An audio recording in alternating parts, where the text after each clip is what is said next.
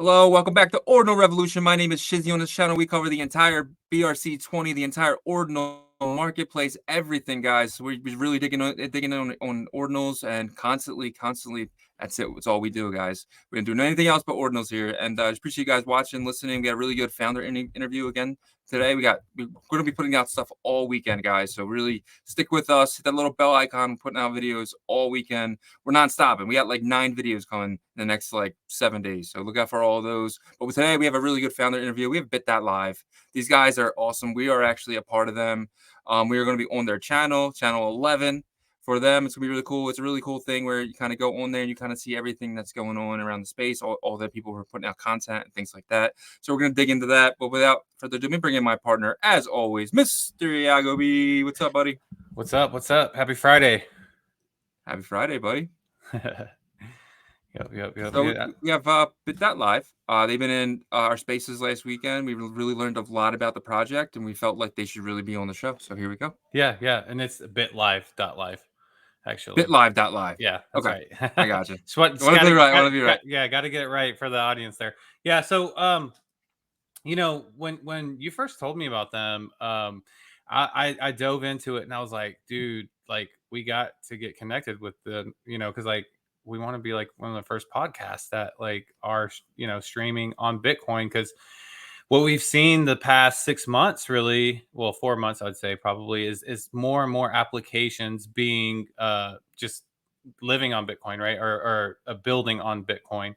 And this has always been in the back of our minds. Like, could people use recursive strategies to get actually streamers on there? And I definitely felt like it was a possibility, because I feel like there's so many possibilities with recursion, right? And just everything that's happening. So I'm excited, man. I hope like we are that first podcast that's on bitlive.live.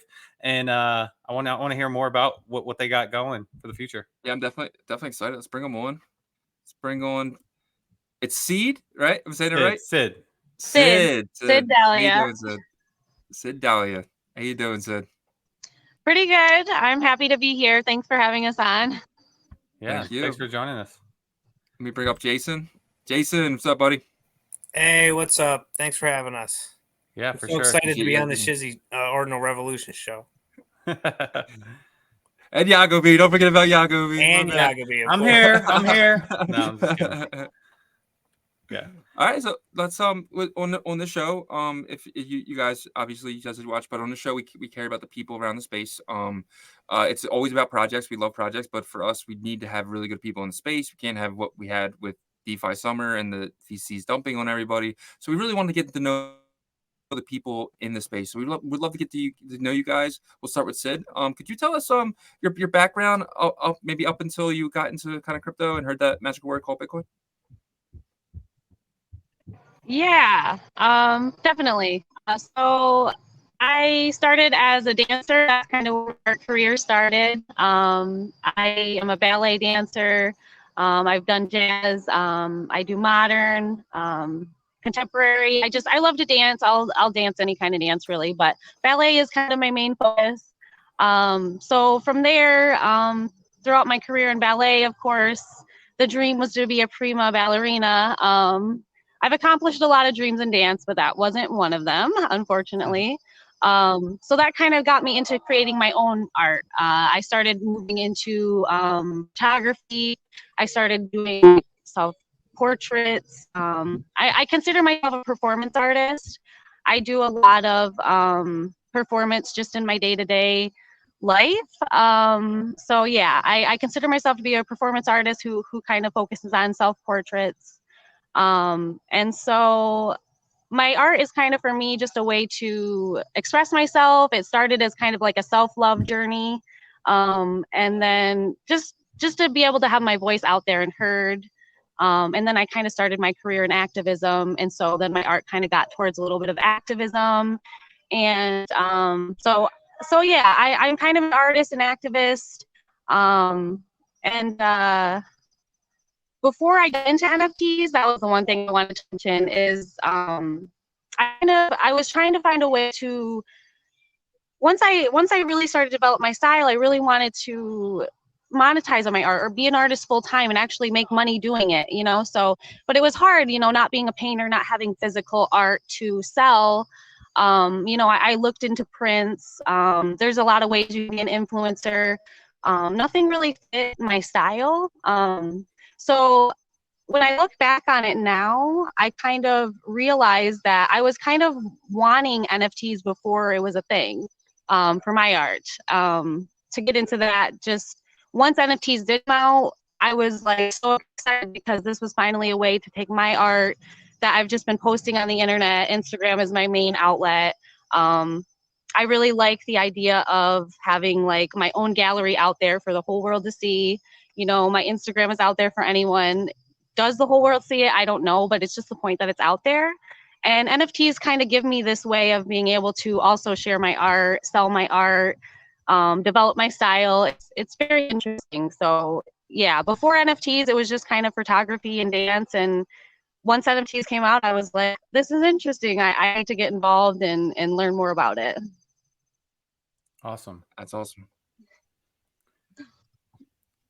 Yeah. So okay. So we'll just so you're on NFTs, right? You're like what year is this? And like is it part of the bull run when you got in, or did you get in before that? Oh my gosh.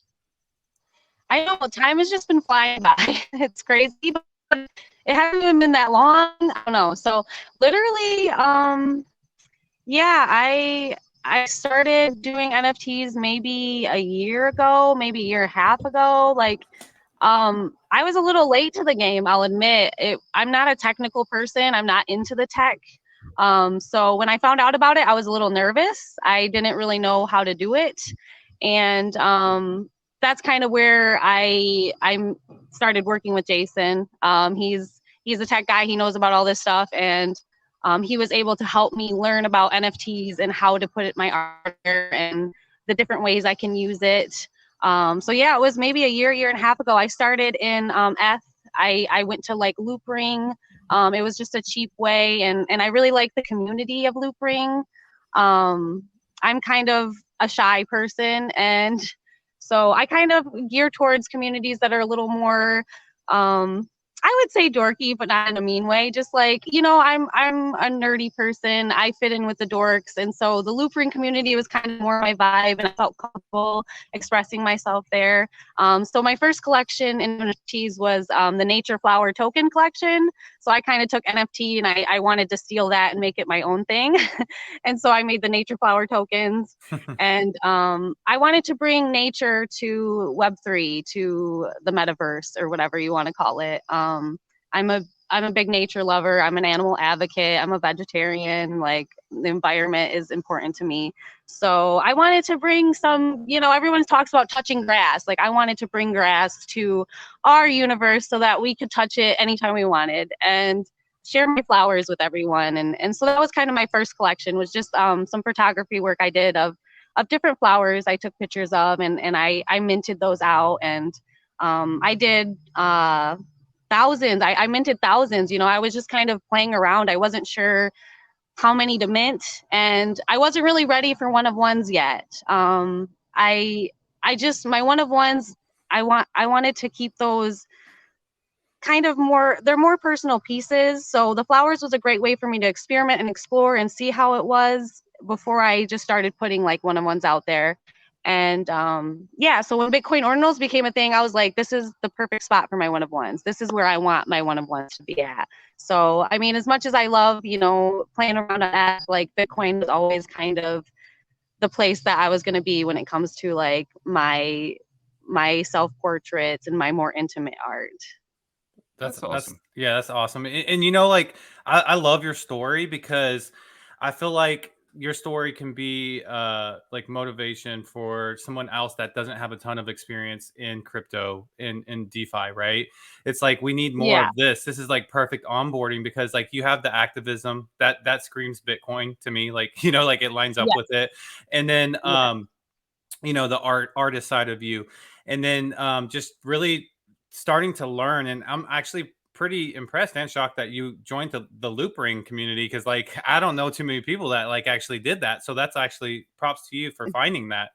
But yeah, so I love your story. I love everything about it. And I just want to, give you props. And I hope other people out there that like are dealing with only Web 2 can hear Cyd's story and just get confidence that you can come over here. You don't have to know how the blockchain works at the beginning or anything like that. If you have art, you want to do something new and you just want to kind of express yourself through crypto or DeFi, just make that leap, right? So yeah, we all have to be onboarding new people to the space all the time. That's how me and Cyd met, doing the technicals. I would help different artists, help get them onboarded to Loop Ring, and try to get them on the GameStop marketplace selling their NFTs. Awesome. So Jason, what's your story, man? Oh, I've always been into tech and gaming. I played Doom when I was 5 and it came out, I've always been into Bitcoin too. Satoshi created Bitcoin the year I graduated high school, and there's a flash drive somewhere worth millions, guys. Like, check every flash drive; it's out there for real. After that, I got into the NFT craze a little bit. I became an activist investor after investing in Bitcoin for a while, and then the whole GameStop thing happened. And I wanted to get on their marketplace and help out my company and help. Really, I thought they could onboard the world. I pictured you'd go into a GameStop and you'd print your NFT out, and maybe they'd do physicals of it, or who knows. So I created some Loop Ring NFTs and helped onboard artists there.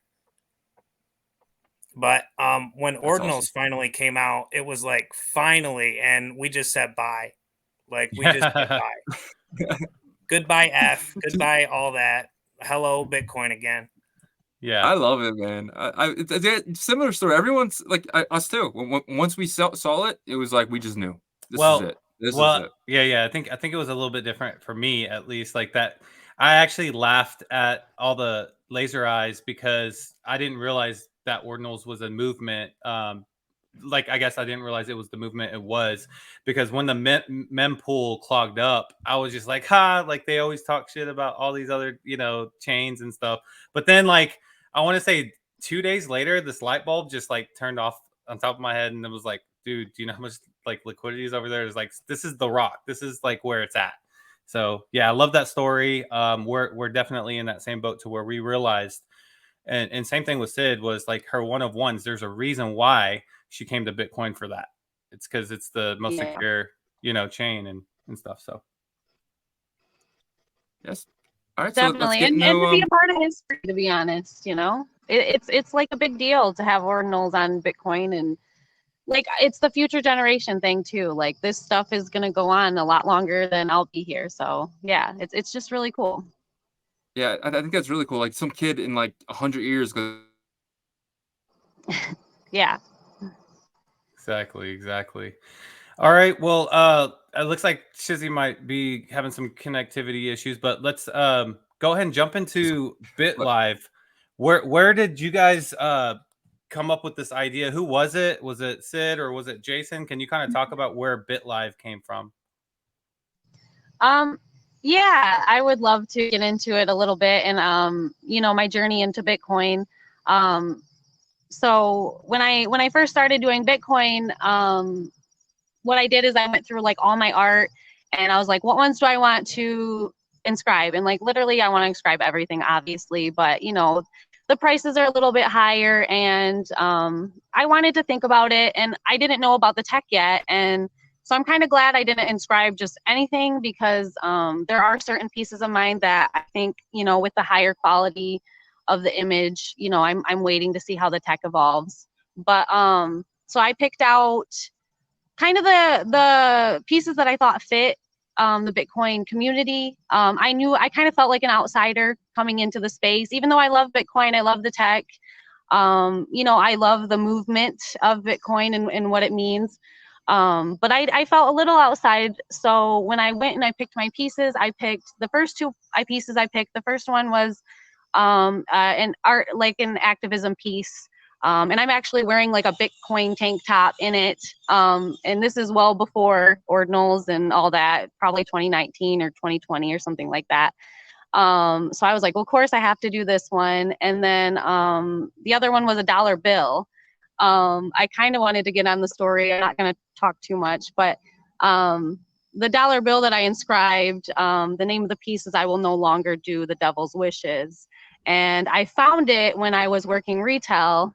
I was in retail for a good amount of my young adult life, and it was a little draining. I love the job. It made me who I was today, but who I am today, but it was a little draining. I could feel a lot of the corporate greed and just customer service. As much as I love helping people, like it takes a lot out of you to work in that field. And so one night I'm counting my till, I come across this dollar bill that says "I will no longer do the devil's wishes" on it. And I'm like, what is this? This is like some weird sign. And it was just, it was a funny experience. And for me, my art is all about life. You know, everybody says life and art resemble each other. I just think life is art. We are art. Everything we do is art. And when I came across that dollar bill, I'm like, this is art. And, you know, I took a picture of it.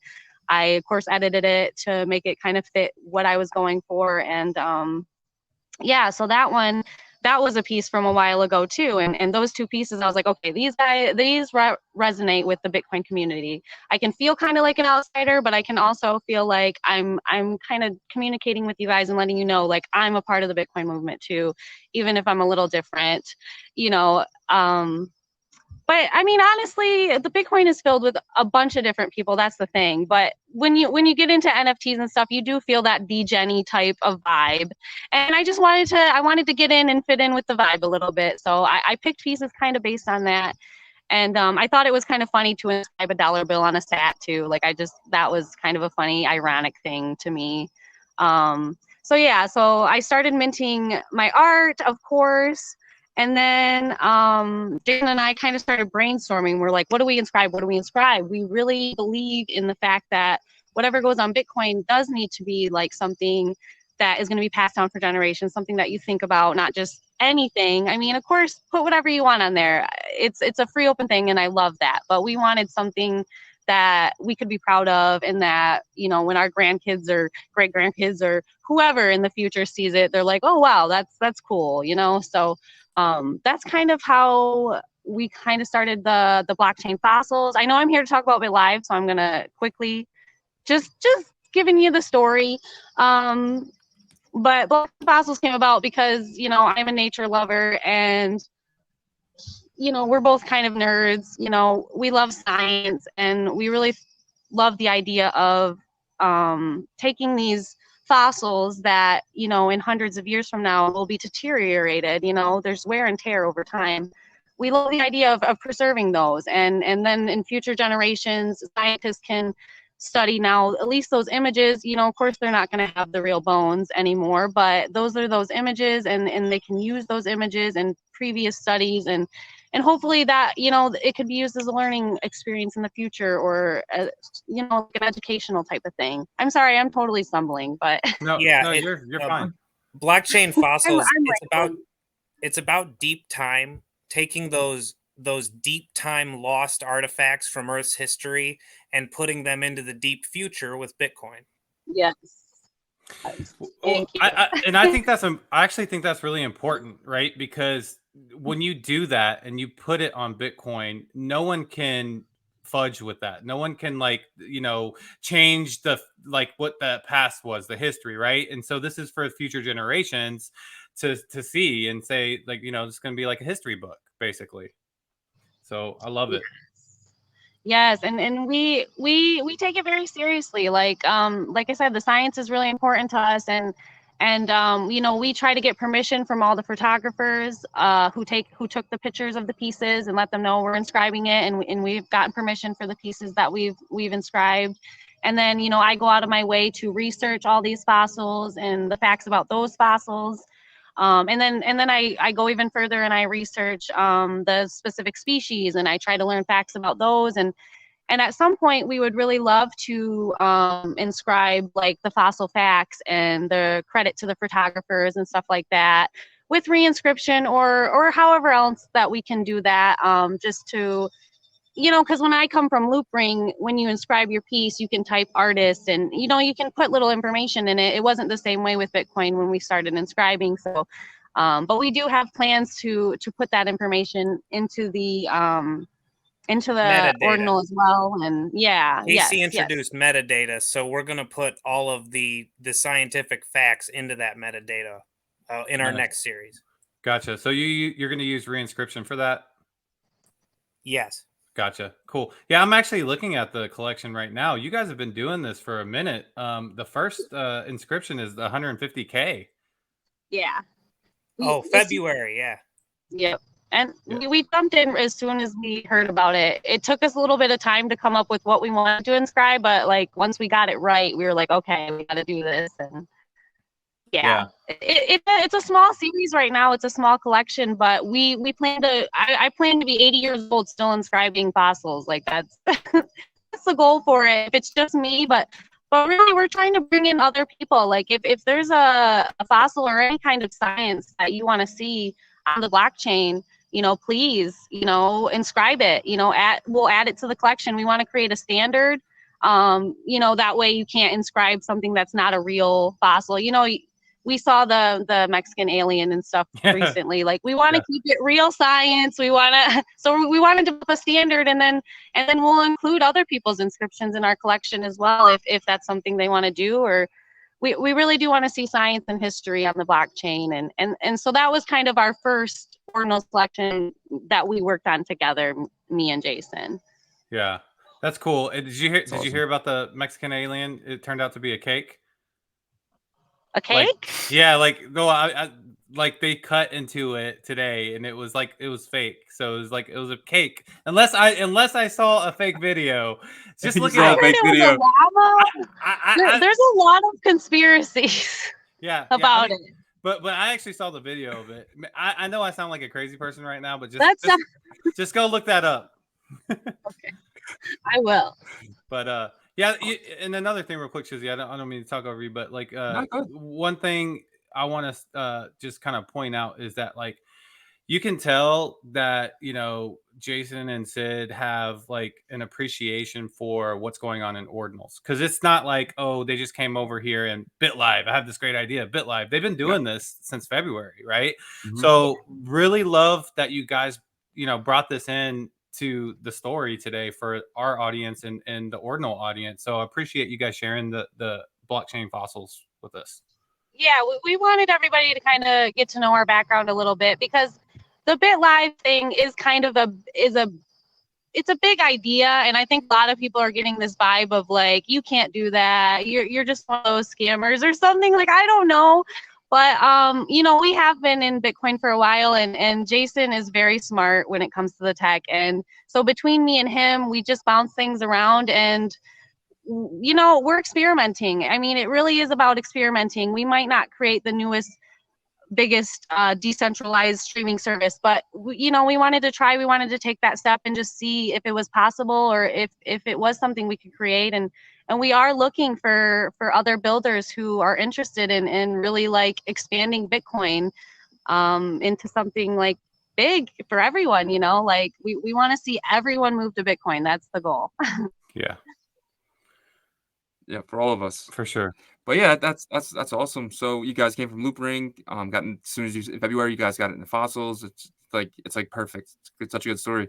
So let's get into bitlive.live. How did it start? Like, what was the thinking behind it? Oh yeah, that was the initial question, wasn't it?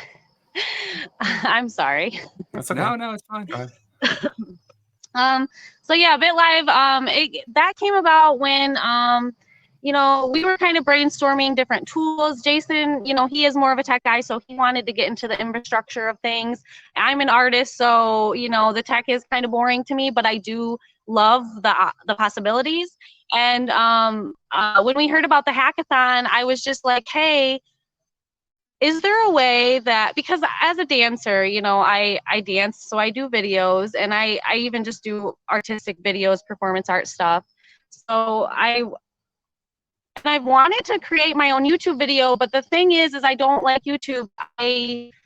There's too many rules, you know what I mean? And it's not like I'm going to do crazy stuff, but there's just a lot of rules. As an artist, you find yourself kind of stifled by these these different platforms. So I was like, if we could create one on Bitcoin, that would be really cool. And I asked Jason, I was like, is there any way I can link like my video feed to an ordinal? And you know, he started kind of playing around with it in his head, and that's kind of where it came from. He was like, you know what, maybe we could do that and start our own little protocol or meta protocol or whatever you want to call it. But yeah, so it was kind of my idea, but without him here, you know, it wouldn't be a thing. So definitely pick his brain about how it's going to work. I would love to talk about the social media aspect of it and like the vision, but it really just came from me wanting to be able to inscribe video on Bitcoin, and that's not really a thing you can do right now without it being like super low quality. So yeah, we just thought let's try it. Let's make a streaming service. Why not? Awesome. Yeah. So Jason, in terms of like trying to figure out, you know, the nuts and bolts here of how it would work, obviously it's a major task, you know, but like I said, I feel like recursion has so much possibilities. Where are you running into issues? What is the possibilities that you have figured out? If you could go over that. Yeah, it's a field that's so early, meta protocols. You know, you can look at how a BRC20 is structured and how that works, and people have complaints. You can look at .sats names. So I wanted to make it as cheap as possible. She just wanted to take a single camera feed and put it on an ordinal. And so I tried to find a way to do that. The first line is an identifier, live on Bitcoin, and that of each BitLive channel. And then you just put a link to your video, and then let's say later somebody takes your video down, you can reinscribe that same ordinal with your new channel, and on our website, it will seamlessly go to the new feed. And so, you know, that there's still the whack-a-mole element, but as people get kicked off their platforms or are censored, they can keep a link on Bitcoin so everyone knows where to find them live next. That's awesome. Yeah, and you know, my thing is I wanted it to come directly from the camera. Like I didn't want to go through any platform. I wanted to be directly on Bitcoin. So like I want to be able to link it to like a GoPro or something, you know what I mean, and go live with that, or your doorbell cam, or you know, any camera that you just want to link. That way Bitcoin platform, you know, not YouTube, not Twitch, but we wanted it to be platform. We wanted to be allow all these platforms to come in to bring people like YouTubers, Instagram influencers, you know, anyone who wants to experiment with Bitcoin. This is like a easy and cheap way to get your art on Bitcoin, to get your streaming service, your podcast, whatever. So yeah, we wanted to make it inclusive so we could bring more people outside of Bitcoin into Bitcoin. Love it. Yeah, that's awesome. Yeah. So you know, I don't doubt that could be a possibility in the future in terms of streaming directly from a camera. But I do agree. I feel like we are definitely like in these infancy stages of application building, using recursion, reinscription. I think all those tools are going to be used by a lot of talented developers that are really good at JavaScript, Python, all these, you know, languages. Because I think Ordinals actually opens the door for traditional developers. I've said this before. So I definitely wouldn't count that out for the future. I just don't know if we're there yet right now, like Jason said. But I think what you guys are doing is a great thing because you're taking that first baby step, right? Of having the idea and then still being able to have your link, even if it is from a traditional platform. And like Jason said, if the platform kicks you, at least everybody can know where you're going to be next on your bitlive.live profile. So yeah, I like it. I definitely like, you know, where it's heading, and hopefully the technology catches up. Yeah, definitely. It's a big idea, and it's up for all of us to kind of to make it work. But yeah, we are taking that first step, and we're diving in and seeing what can happen. I feel like I'm in over my head a little bit, to be honest, but I'm really excited, and it's really cool meeting everyone in the industry right now, and learning from them and growing together. Yeah. Yeah, man, it's definitely something that's needed because, like, you know, people all the time get kicked off YouTube, and then it's like, what do you do next? And having something decentralized, like a decentralized version of YouTube would be amazing. Do you guys have any like plans to decentralize, or like what are you guys decentralized as of now? Yeah, so when you make your channel, that ordinal is on Bitcoin, and if let's say the government took that link out or you got censored by your platform, you could reinscribe, and then even if bitlive.live goes down, everybody knows your ordinal. They go look at it, they look at what you reinscribed. So that part of it is on chain. You don't need bitlive.live to do this. You could download our indexer off of the GitHub, and you could just index the channels yourself at home. So Oh, wow. the goal is to create a dApp that would work just like a wallet. As new blocks come in, it would check the new blocks for channels, it would add them to your list, and then you would have all the channels or any updated channels. That's amazing. That's really cool. Really cool. Yeah, and just to add to that, my vision for it would be your ordinal that you inscribed, rather than showing the text that you inscribed with your link and all that on it. I would love if it could show the actual live video that you're streaming. I know this is kind of like probably way in the future, but you know, just imagine Ordio. You go to that your inscription, the one that we made for your channel, and instead of seeing the text, you would see like our feed right now, or you know, your live video, whatever you're doing live on there. Even on Ordio, like if we could link up with everybody, you know, I see a lot of possibilities is all.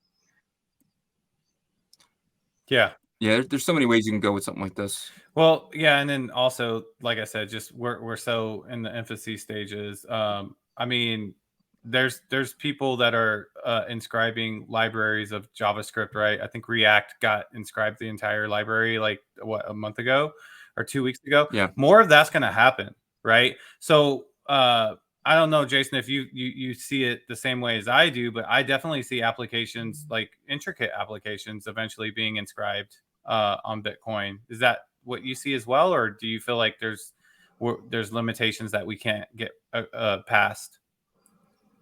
Oh, we can get over any limitation, you know. With BitLive, it was just about endpoints, the person shooting the video and then the person watching. And what happens in between is kind of like whatever platform you want to use. But I think that I think everything's going to be on chain, or it will link to maybe another blockchain that's dedicated to storage, or a drive chain, or we'll see. That's why our protocol, that's how I designed the protocol, was to be open and for you to switch later. Composable. Yeah, for sure. Awesome. Composable and as small and cheap as we could get it, because like BRC20, if you want to break those down into single tokens, it's very cost prohibitive. So we're just trying to make it as cheap as possible as well. So the website is live. Is it live yet? And or if not, like when will it be live? And how far in the future do you guys really see this starting up and getting going? I mean, the website is live, bitlive.live. You can check it out. We need a front end. We need a UX. Jason's very back end based, and you know, I'm not technical. I've been helping with the artistic vision of it all, and you know, the color schemes and all this stuff. But we definitely need more builders on the project. But as of now, like the site's up. I mean, we're making it. It's just, you know, we have limitations, but yeah, it's up, and we're going to continue making it, and we are hoping we're hoping the hackathon goes well. We would love to win the hackathon, but either way, you know, we're going to keep building and just see where it goes. Yeah, and I'd just like to add to that we were not allowed to code anything before the hackathon started. That was one of the rules. So this is like 2 weeks old, 2.5 weeks old. We literally started coding the GitHub, the indexer that you can download on our GitHub and index the channels yourself. We've put up a bunch of channels like yours. You guys are up there, and the website, but it's really just, it's like a proof of concept. You can see that people have orange check marks.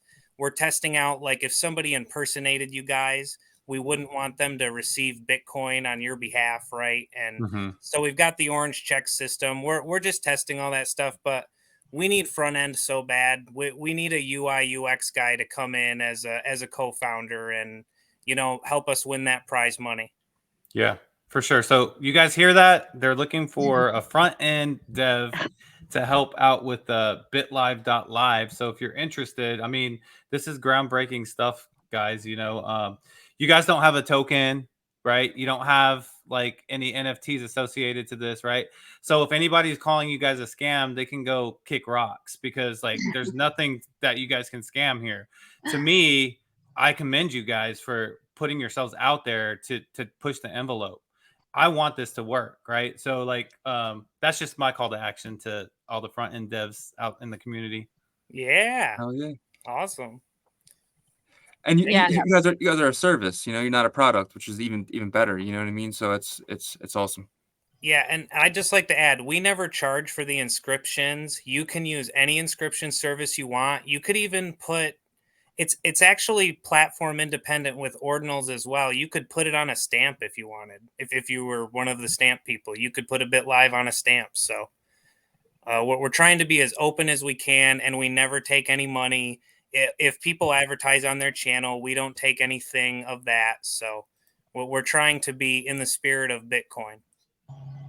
Yeah, we have a whole lot of ideas when it comes to the end game. Once if we could get a fully decentralized platform, we are kind of brainstorming those ideas on how we can make it better than YouTube, better than Twitch, you know, where people can send you Bitcoin to support you, and you know, make it kind of like a social media type thing as well. And you know, we're playing with a lot of ideas, but you know, it's brand new, so it really, the sky's the limit. We're not really sure, and I'm just excited to be a part of it. Like, you know, if for whatever reason, you know, this doesn't become what I think it's going to become, I think it is good to take this step and to try it out. And me and Jason just want to prove ourselves in the industry. You know, we're about Bitcoin. We're here for Bitcoin, and we want to help build Bitcoin and be a part of that. So whatever happens. I'm just excited to build with everyone. Yeah, that's awesome. That's the spirit that you should have, right? It's like, For sure. You're trying to innovate and stuff like that. Yeah, I mean, I love everything about it. I can't wait to see you know, where it goes, and hopefully really successful, because we're one of the first channels on there. Yes, thank you so much. Feel like a pioneer. Yes. Channel 11. Channel 11. I think that's a good channel. People like 11, but Yep.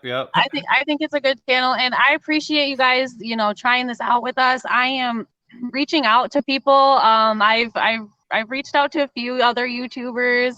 I don't want to say their names right now because I don't want to bug them, but I'm just reaching out to everyone. Like, whoever wants to get on, like, let's try this, let's explore this together. And you know, it's just about making connections with other artists and stuff too, and exploring, you know, how we can all come together and collaborate and do some real stuff on Bitcoin.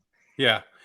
One thing I do want to say though is, like, I feel like this vision of having the artist or the creator directly connected with their supporter or fan has been around in the ethos of crypto and DeFi for like the past like 6 years. You know, the idea of it, right? But and I've jumped on different EVM chains, and I just really never felt like that application was ever there, right? But being over here, and maybe it's because I'm more involved than I've ever been in a environment, but like I feel like it's happening on ordinals. Like, whether we just talked to a decentralized Discord yesterday, or decentralized music platform in my DMs, right? And I feel like because of the way ordinals, the nature of it being like very heavy on JavaScript or JSON code, or like, you know, for like like quick little like BRC20s or JSON, but like JavaScript, you can use that to actually create applications. I think it's going to happen here most efficiently, but that's just my opinion. That's just my opinion. But yeah. So thank you both. Go ahead. No, I was gonna say, this is part of the show. We kind of give you guys the stage. You guys can kind of talk about whatever you want, bring people to you, find out like where you are and the best places to find you, or really anything you want to talk about. The stage is yours. Yeah, just you know, follow at Live on Bitcoin if you can. That would help us out in the hackathon, and you know, reach out to us. Our DMs are open if you want to make a channel, if you're curious about how to make a channel, or you know what we got going on, or how you can get involved, or anything. Just reach out. Like I am a very quiet. I'm a little bit shy. I've been nervous this whole time, and I've been rambling. But you know, I really want to put myself out there for you guys, and be a part of the community, and create real relationships with everyone, and really see where we can go and how we can work together and build on Bitcoin. You know, so yeah, just reach out. I'm at Cyd Dahlia, and then blockchain, we're at on-chain fossils. We couldn't get at blockchain fossils, so at on-chain fossils if you want to support the science and history. Like, yeah, just, you know, reach out. I'm an open person. I'm just a quiet person. So That's awesome. Jason, I don't know if you want to plug your whatever you want to say.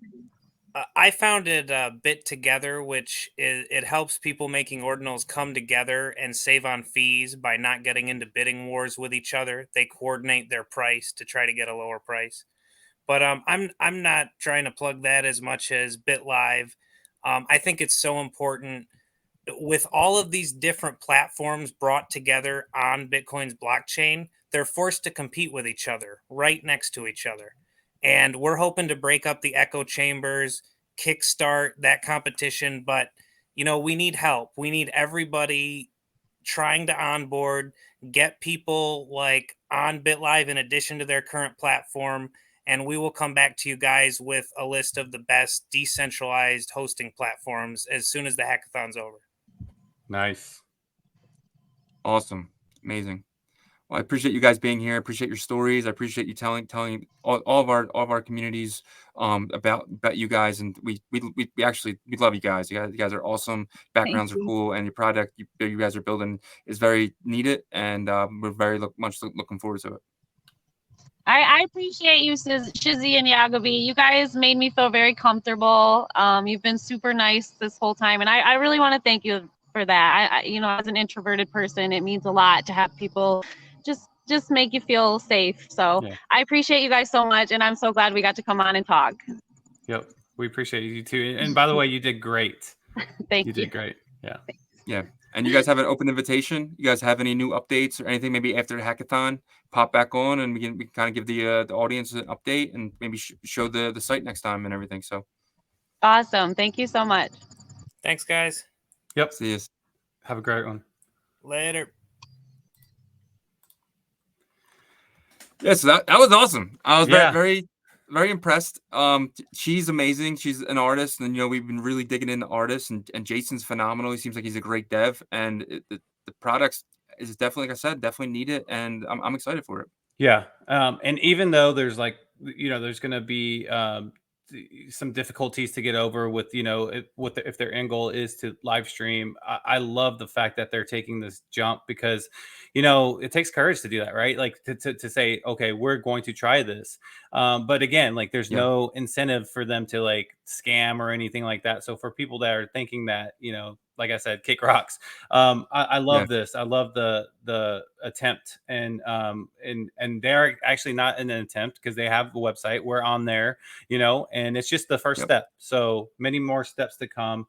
I'm excited for the future. And and this is the early days for them. I mean, 2 weeks into the hackathon, couldn't start coding until then. Just like the Git book's up already, and these guys are flying through this. I'm very impressed, and I'm actually like, this is one of the best parts about the show.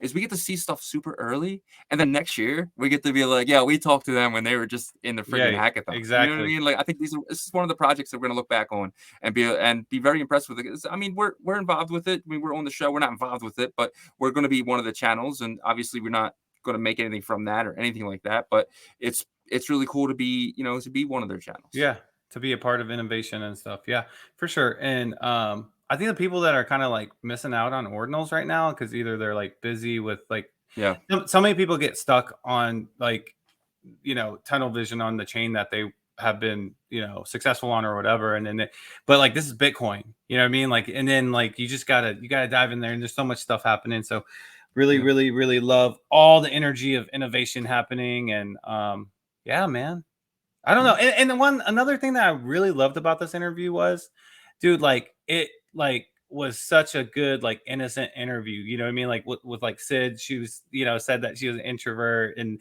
Jason, you could tell like he's been working with her, like in helping her out. And like, you know, the show, like me and you talk, like we don't have like the highest quality production, but we don't care, because that's the whole deal about like what we bring to the Ordinal community is like, we're just one of you guys. You guys are one of us. You know what I mean? So really loved it. It's the Rocky story, man. It's the underdog story. We're all a bunch of underdogs just trying to like battle the VCs, man. Just trying to get what's ours, and we're gonna take it. Exactly. So I just want to thanks everyone for listening, for watching. We're on Apple, Spotify. If you can't watch, please listen. We're over there, and just want to appreciate all you guys. Always the encouraging in the comments, and just absolutely amazing. We appreciate every single view, every single listen. I just want to say thank you, and see you guys on another one. Peace. The revolution will be televised. See you guys.